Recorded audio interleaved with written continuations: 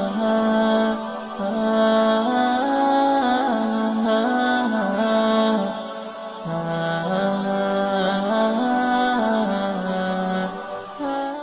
حول ولا قوة إلا بالله العلي العظيم.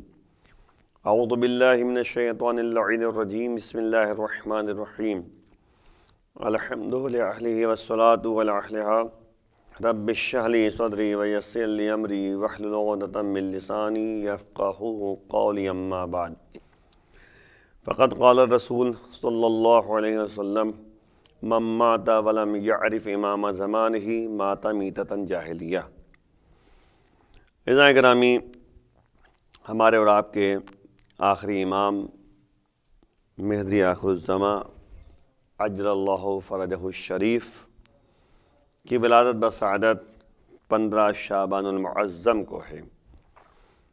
وہ پر مسرت تاریخ ہے جو عالم جہان کے لیے، بلکہ پوری دنیا کے لیے، عالم بشریت کہہ سکتے ہیں، عالم بشریت کے لیے واقعاً ایک رحمت ہیں اللہ کی طرف سے، اور اللہ کی طرف سے ہادی بن کر آئے ہیں، امام بن کر آئے ہیں، پردہ غیب میں ہیں، اور انہی کے ذریعے پوری دنیا میں ظلم و ستم کا خاتمہ ہوگا اور عدل و انصاف کی حکومت قائم ہوگی. ظاہر سی بات ہے کہ امام زمانہ عجل اللہ فرجہ الشریف کہ جب ولادت ہوئی ہے تو اس طرح سے کہ اللہ نے اس طرح سے پوشیدہ رکھا تھا کہ شکم سے جناب نرجس خاتون جو ان کی شکم سے ظاہر نہیں ہو رہا تھا کہ یہ شکم میں ہے. بہرحال تفصیلی بات پیش نہیں کرنی ہے، مین پوائنٹ کی طرف لے جانے کے لیے کہ امام 11ویں امام کی جب شہادت واقع ہوئی ہے تو مولا کی عمر مبارک جو تھی وہ 5 سال تھی، اور اس کے بعد مولا ہی نے جو ہے اپنے والد گرامی کی نماز جنازہ پڑھی تھی، اور اس کے بعد جو ہے مولا پردہ غیب میں چلے گئے. اور یہ حدیث مبارکہ جو ہم نے آپ کے سامنے تلاوت کا شرف حاصل کیا ہے، نبی کریم محمد مصطفیٰ صلی اللہ علیہ وسلم ارشاد فرماتے ہیں کہ من مات ولم یعرف امام زمانہ مات میتۃ جاہلیہ. جو مر جائے اپنے زمانے کے امام کو نہ پہچان سکے، اس کی موت جاہلیت کی موت ہوتی ہے. تو ہمارے لیے ضرورت اس بات کی ہے کہ ہم امام کی معرفت حاصل کریں، امام کو پہچانیں. امام کی معرفت اور شناخت کے لیے میں ایک واقعے کے ذریعے بات کو آگے بڑھا دوں تاکہ بات واضح اور ہوتی چلی جائے. یاد رکھیے کہ امام کے زمانے میں ہر کوئی جو ہے رقومات شریعہ لے جا کر مولا کی خدمت میں پیش کرتا تھا. تو ایک کاروان جو قم سے چلا تھا، اور وہ کاروان جو ہے سامرہ پہنچا، اور اس نے جو ہے امام کی خدمت میں شرف حاصل کرنے کی کوشش کی، لیکن معلوم یہ ہوا کہ امام کی شہادت واقع ہو چکی ہے، یعنی 11ویں امام کی شہادت ہو چکی ہے. تو اب جو ہے لوگوں سے اس نے پوچھا، کاروان والوں نے پوچھا کہ آخر جو ہے ان کا جانشین کون ہے، اب امام کون ہے. تو لوگوں نے جعفر نام کے جو شخص تھے، یعنی مولا کے بھائی، یعنی 11ویں امام کے بھائی اور ہمارے امام کے 12ویں امام کے چچا، تو وہ جو ہے ان کا نام بتایا کہ جعفر کی طرف کہ یہ جو ہیں یعنی امام کے جانشین ہیں اور امام کا پرسہ قبول کر رہے ہیں امام کی شہادت کا. تو یہ لوگ وہاں پہنچے کے بعد جو ہے ان کو سلام کیا، سلام کا جواب ملا. اس کے بعد پوچھا کہ آخر آپ ہی ہیں امام کے جانشین؟ انہوں نے کہا ہاں ہم ہی ہیں. تو کہا کہ ہم کو تو رقومات شریعہ لے کر آئے ہیں جو مولا کی خدمت میں ہم دیا کرتے تھے، اب پھر لے کر آئے ہیں تاکہ آپ کے حوالے کر سکیں. کہا ہاں ٹھیک ہے، رقومات شریعہ ہم کو آپ دے دیجئے. میں دکھانا چاہ رہا ہوں کہ دیکھیے کہ کاروان والے جو آئے تھے امام کی معرفت کس طریقے سے انہوں نے ہمارے سامنے پیش کیا نمونے عمل کے ذریعے۔ اب ظاہر سی بات ہے کہ انہوں نے کہا کہ ٹھیک ہے جو پیغامات شریعہ تمہارے پاس ہے ہمیں حوالے کر دو، تو انہوں نے جو ہے کہا کہ ایسے نہیں۔ کہا پھر کیسے؟ کہا جب بھی ہم امام کی خدمت میں آتے تھے تو امام فوراً جو ہے کہتے تھے کہ میرا نام لیتے تھے اور کہتے تھے کہ تمہارے داہنے ہاتھ میں جو تھیلی ہے اس میں اتنے پیسے ہیں اور فلاں نے تمہیں دیا ہے مجھے دینے کے لیے، بائیں ہاتھ میں جو تھیلی تمہارے پاس ہے اس میں اتنے پیسے ہیں اور فلاں نے مجھے دیا ہے تمہیں دیا ہے مجھے دینے کے لیے۔ تو جس طرح سے امام نے ہم کو بتایا ہے اسی طریقے سے آپ بھی ہمیں یہ بتائیے کہ اس ہاتھ میں جو تھیلی ہمارے ہیں اس میں کتنے پیسے ہیں اور کس نے مجھے دیا ہے آپ کے حوالے کرنے کے لیے۔ کہا نہیں ایسا کچھ نہیں ہوتا۔ شکر اللہ۔ تو انہوں نے کہا ایسے کچھ نہیں ہوتا۔ کہا پھر؟ کہا کہ آپ جو ہیں ہم کو صرف بتائیے کہ آخر جو ہے یعنی اس تھیلی میں کتنے پیسے ہیں اور اس میں کتنے پیسے ہیں۔ تو اس نے کہا نہیں پیسہ کی بات نہیں ہے، آپ جو ہے جو رقمات شریعہ ہے وہ حوالے کر دیجئے۔ تو ان لوگوں نے کہا نہیں ہم لوگ ایسے حوالے آپ کے پیسہ نہیں کر سکتے۔ کہا پھر کیسے؟ کہا جب تک آپ بتائیں گے نہیں تب تک ہم آپ کے حوالے پیسہ نہیں کریں گے۔ تو ان لوگوں نے کہا، جب یہ جملہ کہا تو اس کے بعد جو ہے جعفر نے کہا، یعنی امام کے جو بھائی ہیں انہوں نے کہا کہ نہیں آپ کو دینا ہی پڑے گا، یہاں تک کہ معاملہ جو ہے حکومت وقت تک پہنچا۔ حکومت وقت نے ان لوگوں کو اپنے دربار میں بلا لیا، کہا کہ تمہیں پیسہ دینا ہوگا۔ انہوں نے کہا ہم ایسے نہیں دے سکتے جب تک کہ یہ ہم کو نہ بتائیں کہ آخر یہ تھیلی میں کتنے پیسے اور کس نے دیا ہے ہم ان کو دینے کے لیے، ورنہ ہم جو ہے پیسہ لے کے جائیں گے اور جا کے جو ہے ان کے حوالے کر دیں گے، جنہوں نے پیسہ ہم کو دیا اس کے حوالے کر دیں گے، ان کو واپس کر دیں گے کہ بھائی ہم کو امام ملے نہیں، ہم کو جو ہے کوئی جانشین ملا نہیں۔ بہرحال 2-3 دن ایسے ہی گزر گئے۔ حکومت وقت کے پاس کوئی جواز نہیں تھا کہ ان کو گرفتار کر سکے، اس لیے ان کو چھوڑ دیا گیا۔ وہ اپنے وطن واپس جا رہے تھے کہ راستے میں ایک نوجوان سے ملاقات ہوئی۔ انہوں نے کہا کہ آپ امام سے ملنا چاہتے ہیں؟ کہا ہاں۔ کہا امام جو ہے چلیے ہم آپ سے ملواتے ہیں۔ اور جب لے کر گئے گھر میں تو امام موجود تھے وہاں پر، لیکن امام ایک نوجوان تھے۔ یعنی اس کے بعد جو ہے امام سے یعنی سلام جواب ہوا تو امام نے فوراً کہا کہ تمہارے دائنے ہاتھ میں جو تھیلی ہے اس میں اتنے پیسے ہیں، جو بائیں ہاتھ میں دائنے ہاتھ میں تھیلی ہے اتنے پیسے ہیں، اور بائیں ہاتھ میں تھیلی اتنی ہے تو اتنے پیسے ہیں، فلاں نے دیا تھا مجھے دینے کے لیے۔ تو ان کا ہاں مولا آپ ہی ہیں امام، اور سب تھیلیاں جو ہیں ان کے حوالے کر دی گئی۔ امام نے کہا کہ اب ہمارا یعنی غیبت کا زمانہ شروع ہو رہا ہے، نہیں ہم پردہ غیب میں جا رہے ہیں، اب آپ لوگ جو ہیں رقومات شریعہ جو لے کے آئیے گا بغداد لے کر آئیے گا، ہمارے جانشین جو آپ کو ملیں گے ان کو یہ حوالے کیجیے گا۔ تو اب آپ یہاں پہ اس واقعے کے ذریعے کیا سمجھتے ہیں؟ ہم لوگ اس واقعے کے ذریعے ایک بات ہمارے سمجھ میں آتی ہے ہم سب کے، وہ یہ کہ امام کی معرفت اس حد تک ہونی چاہیے کہ غلط افراد کو بھی جو ہے ہم امام نہ مانیں۔ وہ الگ مسئلہ ہے کہ جعفر بعد میں تواب ہو گئے، یہ تاریخ بتاتی ہے کہ پہلے جعفر کذاب سے مشہور تھے، بعد میں بھی جعفر تواب سے مشہور ہو گئے۔ تواب نے توبہ کرنے والے، بعد میں توبہ کر لیا انہوں نے، امام مان لیا حقیقی امام کو۔ تو اب مسئلہ یہ ہے کہ اس طریقے سے ہمیں بار بار جو ہے سمجھایا جاتا ہے، جیسے کہ جعفر جو ہے یعنی چاہ رہے تھے کہ ہم نماز جنازہ پڑھائیں اپنے بھائی کا، یعنی امام کا، 11ویں امام کا کی نماز جنازہ پڑھائیں، تو امام خود سامنے آ گئے، چچا جان آپ پیچھے ہٹ جائیے ہم نماز پڑھائیں گے۔ تو 5 سال کے مولا تھے، انہوں نے نماز جنازہ پڑھائی۔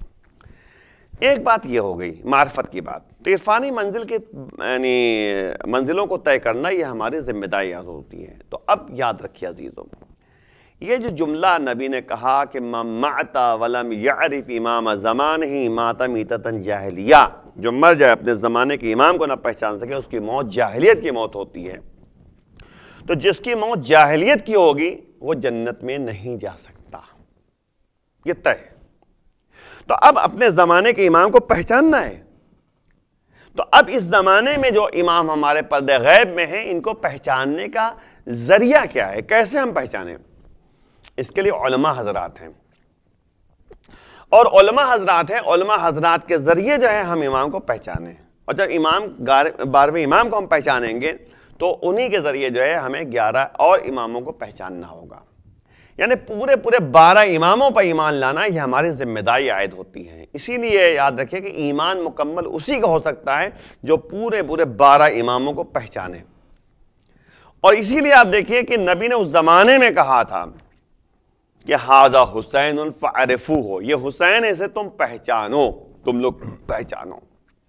یعنی نبی بتانا چاہ رہے ہیں کہ عرفانی منزل کہتے کسے، معرفت کسے کہتے ہیں، شناخت کسے کہتے ہیں؟ سب جانتے تھے حسین علیہ السلام کو کہ یہ مولا کائنات کے بیٹے ہیں، نبی کے نواسے ہیں، لیکن نبی بتانا چاہ رہے ہیں کہ تم لوگ جانتے تو ہو لیکن پہچانو بھی، معرفت بھی ضروری ہے، شناخت بھی ضروری ہے۔ جب تک تم شناخت حاصل نہیں کرو گے تمہارا ایمان مکمل نہیں ہو سکتا۔ تو اب اگر جو ہے ہم زمانے کے امام کے بارے میں جانتے ہیں لیکن معرفت صحیح طریقے سے نہیں ہے تو ہمارے لیے جو ہے کہتے کہ ظاہر سے بات ہے کہ یہ ناقص امام ہوگا، ناقص ایمان ہوگا۔ امام تو ظاہر سے بات ہے امام ہمارے پردہ غیب میں ہے، ان پر ایمان لانا یہ ہماری ذمہ داری ہے۔ ہمارا ایمان ناقص اس وقت ہوگا جب ہم صحیح طریقے سے امام کو نہ پہچانیں، اور معرفت حاصل کرنے کے لیے ایک نمونہ پیش کیا ہے امام چھٹے امام نے، کیا کہا کہ من عرف اللہ خاف اللہ، یعنی ایک قاعدہ کلیہ بیان کر دیا مولا نے کہ جو اللہ کو پہچانتا ہے، معرفت حاصل کرتا ہے اللہ کی، اس کے اندر خوف خدا پیدا ہوتا ہے۔ یعنی کیا مطلب؟ یعنی اگر واقعاً امام کو ہم پہچانتے ہیں، امام کی معرفت ہمارے پاس ہے، تو امام کا ڈر اور امام کا خوف ہونا چاہیے۔ کس طرح سے ڈر خوف ہونا چاہیے؟ اس طرح سے ہونا چاہیے کہ کوئی ایسا قدم ہم نہ بڑھائیں جس کی بنیاد پر جو ہے امام ہم سے ناراض ہو جائیں۔ بہت اہم پہلو کی اشارہ کیا جا رہا ہے۔ امام فرما رہے ہیں کہ من عرف اللہ خاف اللہ، جو اللہ کی معرفت رکھتا ہے، اللہ کی شناخت رکھتا ہے، اس کے لیے ضروری ہے کہ خوف پیدا کرے، خوف خدا پیدا کرے۔ پھر مولا فرما رہے ہیں کہ من خاف اللہ سخط نفس دنیا، جس کے اندر اللہ کا خوف پیدا ہو جاتا ہے وہ دنیاوی امور سے اپنے نفس کو ہٹا لیتا ہے۔ تو ویسے اگر امام کی معرفت ہمارے پاس ہے، کیونکہ امام کون ہے؟ امام جو ہے اللہ کی طرف سے نمائندہ بن کر آئے ہیں، اللہ کی طرف سے جو ہے امام بن کر آئے ہیں، اللہ کے ولی ہیں، اللہ کی طرف سے حجت بن کر آئے ہیں، حجت خدا ہیں، ولی خدا ہیں۔ تو جب ولی خدا ہے، امام اللہ کی طرف سے بن کر آئے ہیں، نمائندہ ہیں، رسول کے جانشین ہیں، تو اب ظاہر سے تمام ان پہلو سے جو ہے ہمیں امام کو پہچاننا ہے، امام کی معرفت حاصل کرنی ہے۔ تو اب اگر واقعا امام کو ہم پہچانتے ہیں، معرفت امام اگر ہمارے پاس ہے، تو خوف امام بھی ہونا چاہیے، امام کا ڈر ہونا چاہیے۔ امام کا ڈر کا مطلب کیا ہوا؟ جس طریقے سے ایک بچہ اپنے باپ سے ڈرتا ہے، اس حیثیت سے کہ ہمارا باپ ہے، امام کی معرفت، باپ کی معرفت اس کے پاس ہے، باپ کی شناخت اس کے پاس ہے، تو اب جب باپ کو پہچان رہا ہے تو نتیجے میں باپ کی منزلت کی بنیاد پر باپ سے ڈرتا بھی ہے، ڈرتا اس بنیاد پر کہ کوئی ایسا کام نہ کرے جس سے باپ ناراض ہو جائے۔ تو وہی مسئلہ یہاں پر بھی ہے کہ ہمیں جو ہے اگر امام کی معرفت ہے، امام کی شناخت ہے، تو ہمارے اندر ڈر اور خوف یہ ہونا چاہیے کہ کوئی ایسا قدم نہ اٹھائیں جس کی بنیاد پر امام کی ناراضگی کا سبب بن جائے۔ امام کی معرفت اسے کہتے ہیں۔ اور سب سے اہم پہلو یہ ہے کہ امام کی معرفت کا بہترین نمونہ جو پیش کیا ہے جناب زینب نے جو ہے کربلا کے میدان میں پیش کیا ہے۔ اب دیکھیں سید سجاد علیہ السلام سے جناب زینب کہہ رہی ہیں کہ بیٹا سید سجاد تم وقت کے امام ہو، ہمیں یہ بتاؤ کہ ہم جو ہے خیمے میں جل جائیں یا خیمے سے بے پردہ باہر نکلیں۔ تو مولا نے کہا کہ جان کا بچانا ضروری ہے، آپ جو ہے خیمے سے باہر نکلیے۔ تو اب یہاں پہ سوال پیدا ہو رہا ہے کہ وہ جناب زینب جو عالمہ ہیں، جن کو کسی نے سکھائے نہیں ہیں، معصوم نے کہا ہے، اب جو ہے امام کی معرفت کا ایک بہترین نمونہ جو ہے جناب زینب پیش کر رہی ہیں۔ جب تک مولا حسین زندہ رہے ان کی امامت کو پیش کیا ہے، معرفت کو پیش کیا ہے، ان کا کہنا مانتے نہیں، اور جب جناب زین العابدین السلام کا دور آیا ہے تو ہمیں پہلے نمبر پہ بتایا ہے کہ دیکھو امام کو پہچانو اور امام کا بتائے ہوئے راستے پہ چلو، یہ تمہاری ذمہ داری عائد ہوتی ہے۔ اب مسئلہ یہ ہے کہ ہمیں اسی طریقے سے 12ویں امام سے جو ہے بہرحال جو ہے ان کے بارے میں پہچاننا ہے، ان کا کہنا ماننا ہے۔ تو اب دیکھیے یہاں پہ ایک جملہ اور کہتا چلوں کہ مولا نے جو ہے اپنے 4 نائبین کو معین کیا۔ 4 نائبین وہ تھے جو بہرحال امام اور ہمارے درمیان جو ایک رابط تھے۔ جب چوتھے نائب کا دور آخر ہو گیا، یعنی امام کے جو چوتھے نائب تھے ان کا جو ہے وقت جو ہے جب ختم ہونے لگا تو مولا نے ان سے کہا کہ دیکھو اب جو ہے کسی کو نائب نہ بنانا، کیونکہ علماء موجود ہیں۔ تو ہمیں امام نے علماء کی طرف رجوع کرنے کے لیے کہا ہے۔ امام نے یہ کہا ہے کہ علماء کی طرف رجوع کرو، علماء سے بات کرو۔ ظاہر سی بات ہے کہ امام باقاعدہ جو ہے یعنی دین کی حفاظت کے لیے، دین کا جو ہے خیال کرتے ہوئے علماء کو باقاعدہ جو ہے رہنمائی کی ہے، باقاعدہ مختلف انداز سے رہنمائی کی ہے۔ آپ کو واقعات بہت ملیں گے امام سے ملاقات کے، لیکن ایک نمونہ آپ کے سامنے پیش کروں گا تاکہ جو ہے آپ متوجہ ہو جائیں کہ امام کتنی نظر رکھتے ہیں، کتنی غور کے ساتھ جو ہے یعنی ہدایت کا راستہ ہموار کرتے ہیں۔ یعنی مولا جو ہے باقاعدہ دقیق نظر ہوتی ہے۔ جناب شیخ مفید کا واقعہ ہے۔ شیخ مفید علیہ الرحمہ جو بہت بڑے عالم دین گزرے ہیں، ایک مرتبہ جناب شیخ مفید کے پاس جو ہے ایک شخص آتا ہے کہ آپ یہ بتائیے ایک عورت کا انتقال ہو چکا ہے، اس کے شکم میں جو ہے بچہ ہے، کیا کریں؟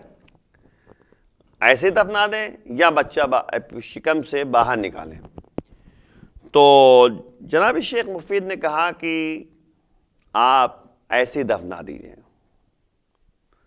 تو سب نے جو ہے عورت کو جو ہے اسی طرح دفنانے کے لیے غسل دیا، کفن پہنایا اور دفنانے کے لیے لے جا رہے ہیں۔ تو جب لے جا رہے تھے تو راستے میں کسی نے آ کے ان لوگوں سے کہا کہ آپ اس کو لے جائیے اور شکم چاک کر کے اس کا بچہ نکالیے، اس کے بعد دفنائیے۔ اس انداز سے جو ہے کہا گیا جیسے لگا کہ شیخ مفید نے یعنی بھیجا ہے تاکہ تم جا کر کہہ دو۔ بہرحال شکم چاک کیا گیا، بچہ زندہ اور سلامت نکلا، پھر بعد میں جو ہے عورت کو دفنا دیا گیا۔ دوسرے دن جناب مفید کے پاس جو ہے لوگ آئے اور آنے کے بعد ملاقات کی، کہا کہ آپ نے اچھا کیا کہ فتویٰ بدل دیا تھا، آپ نے بتا دیا تھا، شکم سے بچہ زندہ سلامت نکلا۔ اب یہ ایک مرتبہ سر جھکا لیتے ہیں کہ بھائی میں نے تو کسی کو بھیجا نہیں، یہ کیسے ہوا؟ اب وہ سمجھ گئے کہ امام نے جو ہے مدد کی ہے۔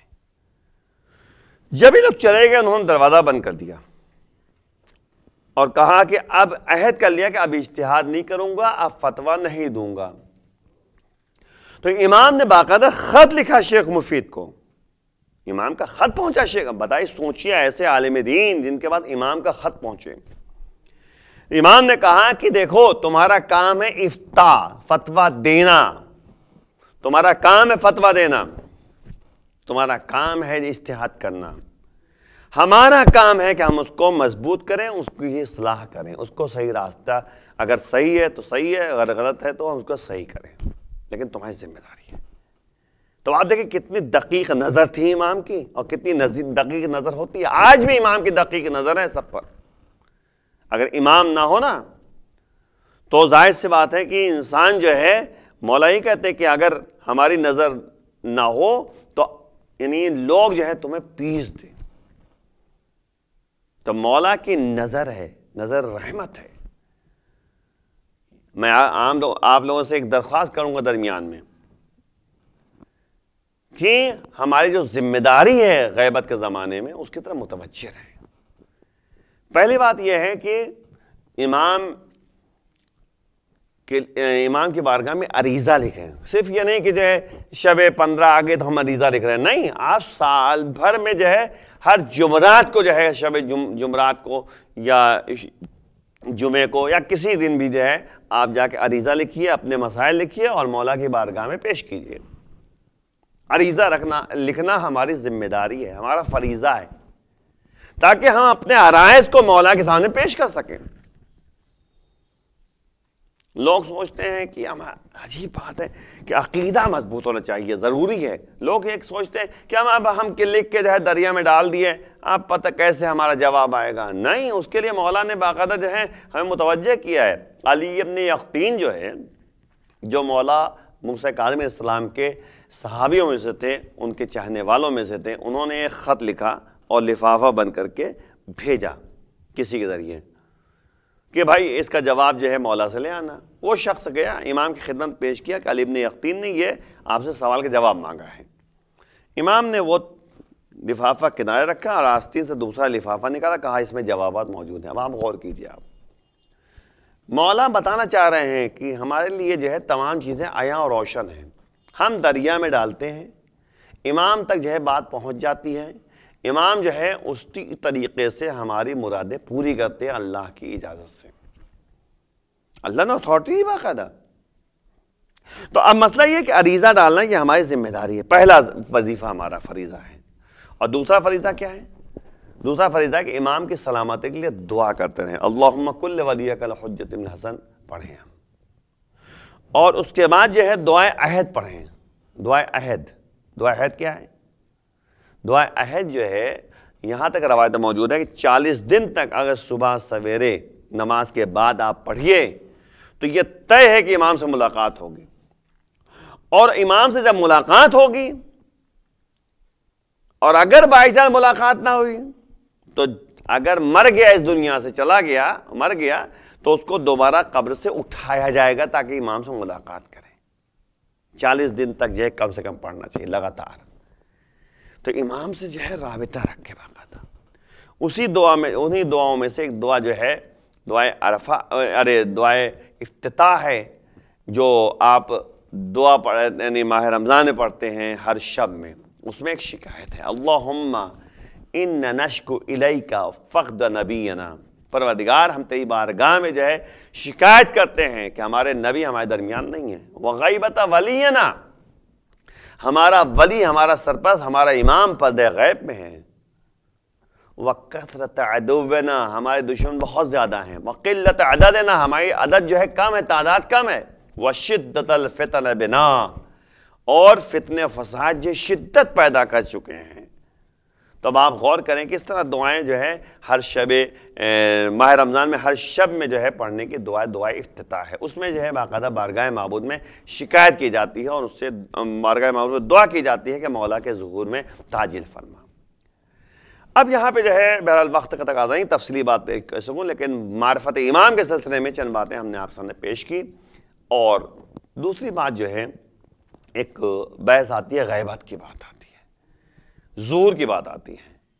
تو غیبت کی بات جب آتی ہے تو غیبت کے بارے میں ایک جملہ کہتا چلوں۔ روایتوں موجود ہیں کہ غیبت جو ہے دو طرح ہوتی ہے، یا غیبت شخصی ہے یا شخصیت کی غیبت ہے۔ شخصی اور شخصیت کا مطلب کیا ہوا؟ شخصی کا مطلب یہ ہوا کہ مثلا مجمع میں کوئی شخص نہیں ہے، غائب ہے، تو اس کو شخصی کہتے ہیں۔ اور شخصیت کا مطلب یہ ہوتا ہے کہ مجمع میں وہ شخص موجود ہے لیکن آپ اس کی شخصیت سے واقف نہیں ہیں، آپ کو نہیں معلوم کہ یہ ڈاکٹر ہے یا وکیل ہے یا کون سا پوسٹ، کون سا یعنی مقام اس کے پاس ہے، کون سا مرتبہ اس کے پاس ہے۔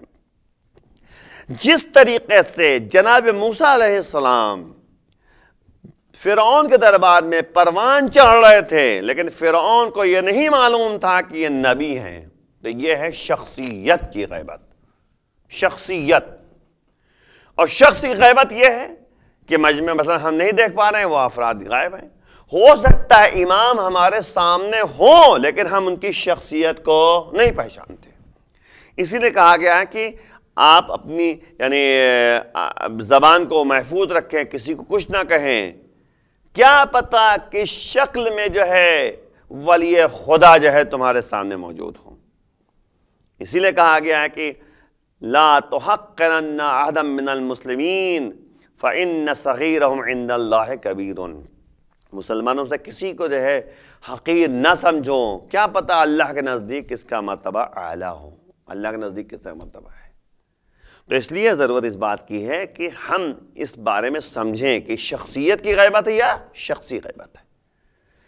تو دو طرح کی بحث ہوتی ہے، اسی لیے جو ہے روایتوں موجود ہیں کہ جب امام کا ظہور ہوگا نا تو لوگ یہ کہیں گے ارے میں نے تو ان کو جو ہے میدان منا میں دیکھا تھا، میں نے ان کو جو ہے حالت طواف میں دیکھا تھا، میں نے ان کو جو ہے کہتے ہیں فلاں مجلس میں دیکھا تھا، میں نے ان کو جو ہے فلاں کہتے ہیں کہ مسجد میں دیکھا تھا، کیونکہ شخصیت کی غیبت ہے نا، آپ چہرہ تو دیکھ رہے ہیں لیکن شخصیت نہیں پہچانتے۔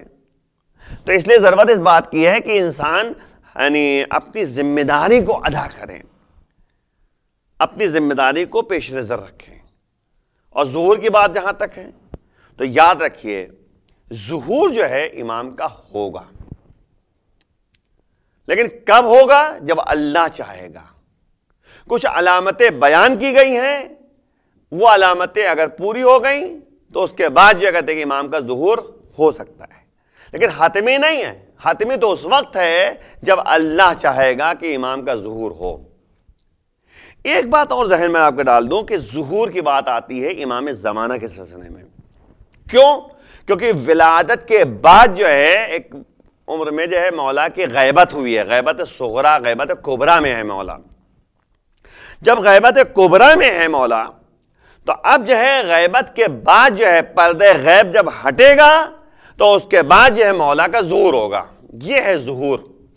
یہ مطلب نہیں ہے جو ہمارے عام طور پہ جو ہے یعنی حالات ایسے پیدا ہو گئے، واٹس ایپ میں جو ہے اکثر لکھا رہتا ہے ظہور امام حسین علیہ السلام مبارک ہو، ظہور امام علی علیہ السلام مبارک ہو، ظہور جناب علی اکبر مبارک ہو، ظہور کہتے کہ جناب عباس مبارک ہو۔ یہ کیا مطلب ہے؟ ظہور صرف جو ہے تعلق ظہور کا جو ہے ہمارے آ کے 12ویں امام سے ہے۔ یہ جو کہا جاتا ہے ظہور امام حسین علیہ السلام، یہ غلط کہتے ہیں، ولادت کہنا چاہیے، ولادت، مولا کی ولادت ہوئی ہے، ظہور نہیں ہوا ہے۔ ظہور تو اس طرح سے ہوگا کہ پردہ غیب میں مولا ہے، اب ظہور ہوگا۔